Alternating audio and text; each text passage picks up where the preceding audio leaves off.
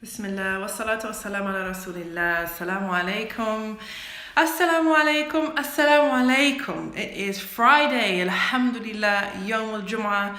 I pray that Allah subhanahu wa ta'ala blesses us with all the blessings of this day.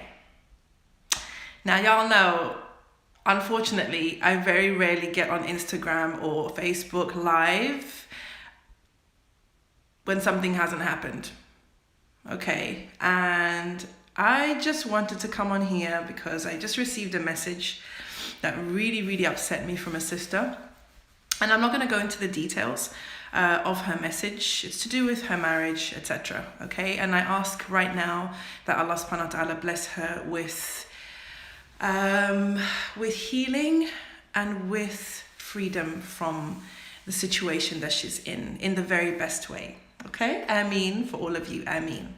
Now, I want to say something, and this is a message to everybody out there. I know most of you guys will be sisters, but the brothers as well. I know that you come up on here, I know you creep up on here, and I know that you listen to my rants, so I'm going to address you as well. But this is specifically for sisters who find themselves in a situation, and I have talked about this before, but sisters who find themselves in a situation where they are being disrespected, where they are being humiliated on a regular basis, where they are being abused, okay? At the moment, I really don't have it in me to kind of bring it because I'm kind of tired, okay? I'm tired.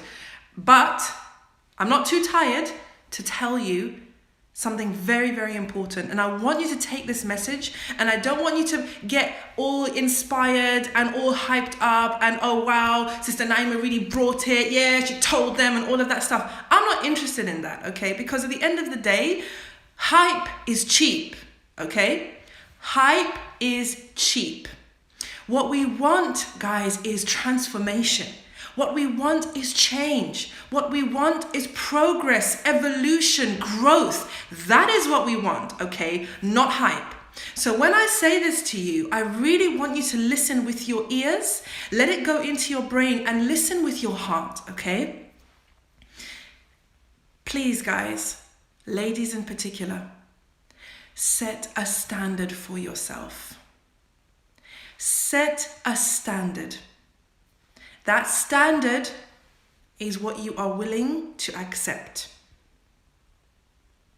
That's what I said. What you are willing to accept, okay? You want people to treat you better? Raise your standard. People will, unfortunately, human beings are like this. They will treat you as badly as you allow them to treat you. Once you stop allowing them to treat you in that way, they will stop doing it because they realize that, oh, this is not working anymore. This is not happening anymore. She's not available for this anymore.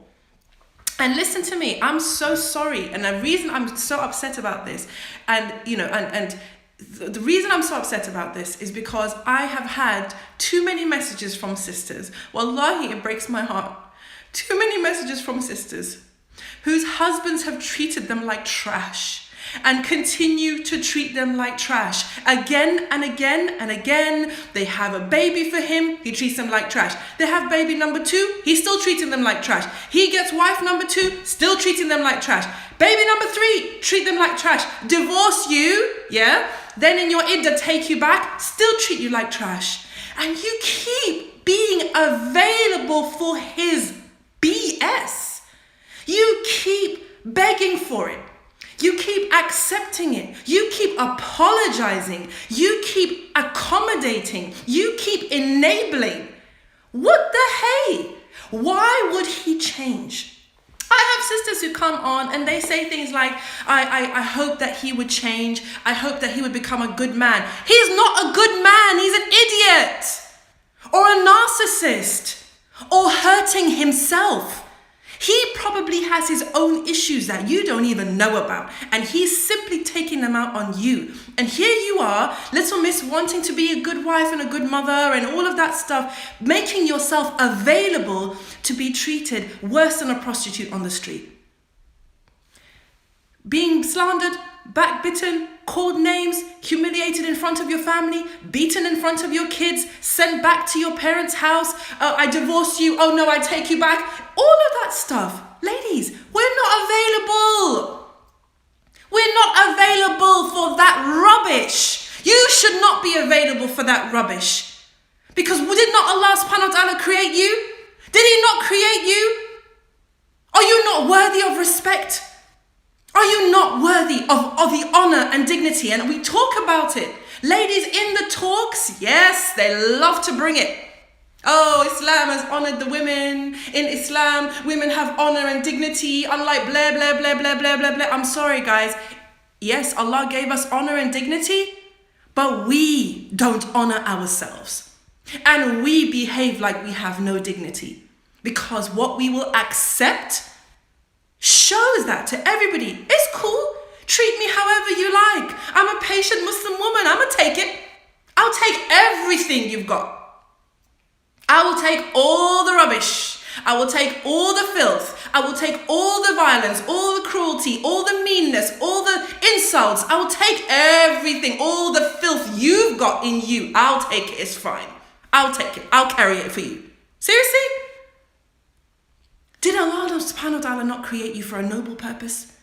Do you think that noble purpose is being someone's punching bag? Do you think that noble purpose is enabling somebody who is sinning in front of Allah? Do you think that noble purpose is enabling somebody who is doing haram and is oppressing people? Did Allah create you to be an enabler for an oppressor? Yes or no? Because I'm sorry. If someone is doing something to you, we have choices, ladies. I'm sorry. This whole thing, this whole thing about I'm trapped, I can't do anything, the victim mentality. I've spoken about this on my lives before, and that is the one thing I wish we could expunge from this ummah. Sisters living in a victim mentality. It is your life. Your life. And at the end of it, you will answer to Allah subhanahu wa ta'ala. That's the truth. You have choices. You can do anything you want. Yes, some things, there will be consequences. Some things, your family won't like them. Some things, the community might think that you did the wrong thing. Some things, will come at a cost. But at the end of the day, you have to understand that you came into this world alone and you will leave this world alone and you will be raised on your own. So if you want to spend your life the victim of other people's drama, the victim of other people's problems, their pain, their suffering, their insecurity, that's on you. But as for me, I was raised for a noble purpose. I was born for a noble purpose. I'm in this life for a noble purpose. And guess what that noble purpose is? I want to return to Allah subhanahu wa ta'ala, the best version of myself that I can be, having lived my best life for the sake of Allah. That's me. I don't know about you, but that's me.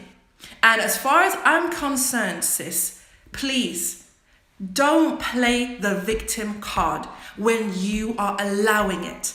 When you are accepting it, when you are enabling it. You're telling yourself a story in your head that Allah is pleased with me because I'm being a respectful wife, an obedient wife. If that's the story you want to tell yourself, then good luck with that. You're going to continue in that life.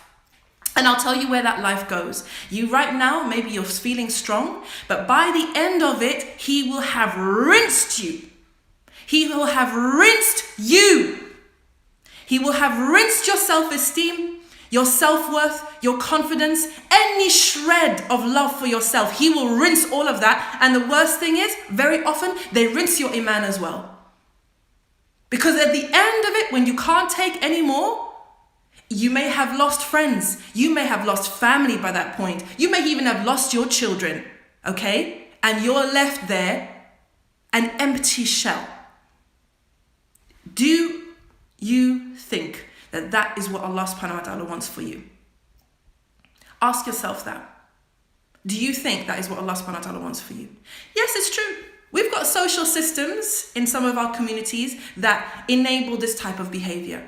But guys, the change starts with us. The uncles are not going to change it. Probably most of the aunties are not going to change it. And the husbands who are doing this stuff are definitely not going to change it. It starts with us raising our standard and not accepting a certain level of abuse, neglect, violence, cruelty, whatever it is. Because subhanAllah, it's like, and I know where it comes from. I can see it. I can see it coming through. The sister who is in that situation has she's drunk the Kool-Aid that she is not worthy. I know. And if you're that sister in that situation, I understand. Okay, I get it. He's made you think that you're worthless. He's made you think that no one will want you. He's made you think that without him, you're nothing in this dunya. That nobody will want you, even your family doesn't want you, even your kids don't want you. Where will you go if you leave me? But it's not true. It's so not true. And I want you to hear that. In the eyes of Allah, you are gold. Allah subhanahu wa ta'ala doesn't create things for no purpose. You were created for a purpose. And you were created beautiful in your own unique way, with your own unique gifts, with your own talents, with your own special gifts to give to the world, in whichever way you choose. And I know like one talk on Instagram or Facebook is not going to change everything for you. It may not even change your mind, but please think about that and ask yourself, is this what I was created for? Is this what I was created for? Was I created to be the victim? Was I created to be the punching bag? Was I created to be the abused one, the neglected one, the abandoned one? Is that what I was created for? Or does Allah subhanahu wa ta'ala have a bigger plan for me? Maybe this was just a catalyst for me to realize who I really am and step into who I really am and start making some choices for myself and start looking after myself and start cherishing, protecting and loving myself so that everybody else can understand how to do it. Because guess what? If you don't know how to respect yourself, no one is going to do it. And no one's going to teach you how to respect yourself, especially not somebody who is thriving on disrespecting you. You teach people how to treat you by the way you treat yourself. The way you respect yourself, the way you love yourself, that is how you teach others to do it. So stand in your power, stand in your worth. Stand for who you are, for who you were created to be. Guys, this life is short. And contrary to what you may have thought, it's not meant to be a hellhole. You don't have to stay in a hellhole. We will be tried, guys. No matter where we are. Married, not married, widowed, divorced, kids, no kids, 1 kid, 10 kids, living with in-laws, living as isolated from family, employed, unemployed, self-employed, rich, poor, كل حاجة. We will be tested, regardless. But some tests are not worth it because they destroy you. Okay? And sometimes we're being tested by the bad behavior of others, and it is not upon us to enable them. It is upon us to guide them to the truth, to help them come back from their sin, from their haram, help them repent and help them become a better person because we refused to be the victims of their bad character. Maybe you're meant to be his wake-up call. Maybe you're going to be the one to show him that it's not okay. But you won't be that one to show him by accepting the abuse, by accepting the ill treatment. He will not change. He will not change. I'm going to say it again. He will not change just because you keep accepting it, because he is in a good place right now. As far as he's concerned, this is good. This works for me. I'm happy. Yeah. I don't love my wife. I don't sleep with her. She's boring to me, but she's there. She'll look after the kids. She'll look after me. She'll look after the house. It's cool. Why should he change? Why would he change? What's the impetus? You keep taking it, he's going to keep giving it to you. Bottom line. If you were in that situation, you'd do the same thing. Let me put it this way, yeah? If you had a husband who allowed you to speak to him in a really, really, really disrespectful, cruel way, okay? Every day, abusing him, abusing his family, abusing his people, telling him he's not a man, he's nothing, yeah? You don't want to sleep with him, yeah? You don't want to look after his kids, he has to stay and look after them, okay? And he allowed you to do that. And that's what you like, and that's what you get off on. Why would you change? Why would you change? You're cool. He's accepting it. But it's cool. Like, this is us. This is who we are. This is what we do. It's fine.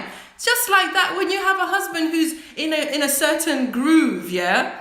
And maybe that groove isn't grooving you, if you know what I mean. Like, it's a groove that is not helping you. But he's in a groove and you're accepting it. Why is he going to change? He's not going to change. He's never going to change until something happens. Something has to happen. Something has to click. What will it be? When you say to him, I've raised my standard and this is not acceptable to me anymore. When you say to him, this needs to change, otherwise, When you say to him, we need to get help, and if you're not happy to get help with me, that is going to have its consequences, and they are blah, blah, blah. When you say to him, I've had enough. When you say to him, I don't accept that anymore. I deserve more than that. When you say to him, if you love me, this is what I want. This is my standard. When you start to have those types of conversations, he starts to see that that behavior that he was going with before is not sustainable. It's not sustainable because the status quo has changed. You have changed. You've raised your standard. You're communicating with him. I'm not talking about getting rude. I'm not talking about being disrespectful or rebellious. I'm talking about you internally raising your standard and communicating that with him. And continuing to communicate for the sake of Allah. Because trust me, when he goes through that change, when he makes those changes, when he really asks himself what he's about, what he's doing, whether he's doing the right thing, when he examines his behavior, when he makes changes, guess what that's called? It's called growth. Will he be a better person afterwards? Yes, he will. Inshallah, will he see the error of his ways? Inshallah, he will. Maybe he will even repent to Allah for some of the things that he did. And that will be a good thing for him. Because if a woman or a man is an oppressor, Allah is not pleased with them. And that's what we have to understand. Allah is not pleased with him. Or with her. So you think that you're loving him by continuing to accept the abuse, but actually you are enabling a zalim. And the zalim is not pleasing to Allah subhanahu wa ta'ala. Allah is not happy with those who oppress. So if you're standing with somebody, enabling their oppression, you are enabling them to earn the wrath of Allah subhanahu wa ta'ala. And I know that's not your intention, but that's what's really going on here. And as a human being, if you say you love him or you love her, the way that they're behaving,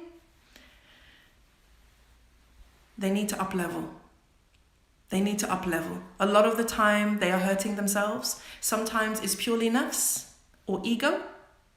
Whatever they are, whether they're hurting and they need to heal, or it's nafs and ego, they need to do the work on that. They need to do the work on that for them to develop as human beings.